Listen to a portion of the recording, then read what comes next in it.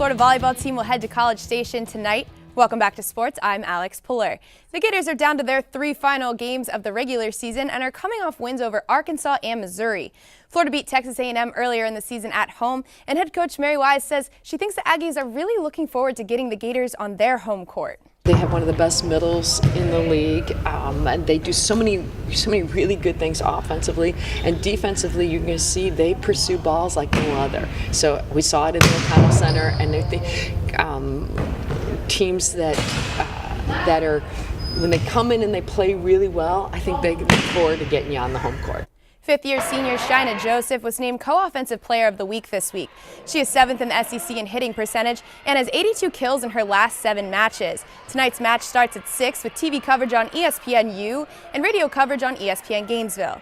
The women's basketball team fell to Arkansas State 70-69 at home last night. The Gators shot 51% from the floor, but carelessness with the ball was their downfall. Turning the ball over 23 times would usually result in a blowout, but the Gators kept it close, only losing by 1. Florida had possession in the final 6 seconds of the game. They took a quick 3-point shot, and it didn't fall. Arkansas State snagged the rebound, picked up the win. The Gators will look to bounce back and reduce their turnover rate as they host in-state rival FSU on Friday.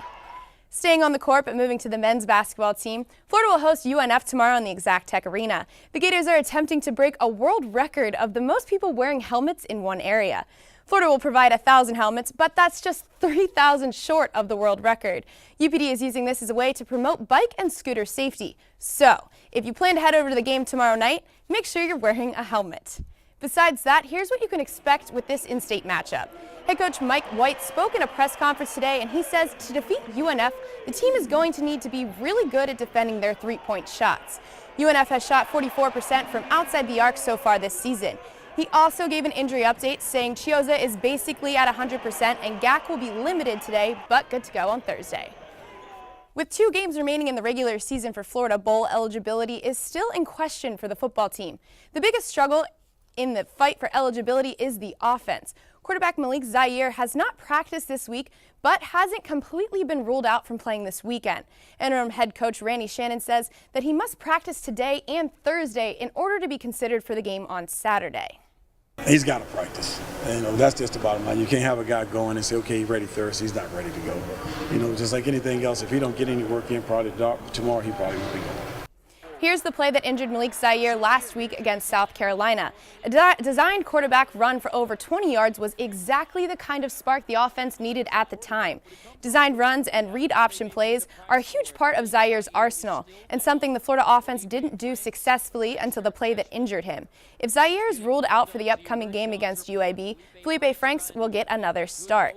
Here is a look at the season statistics between the 2 quarterbacks. As you can tell, the numbers are much more favorable to Franks with 1,100 yards. The concern, though, for Franks is moving the ball down the field and not throwing interceptions.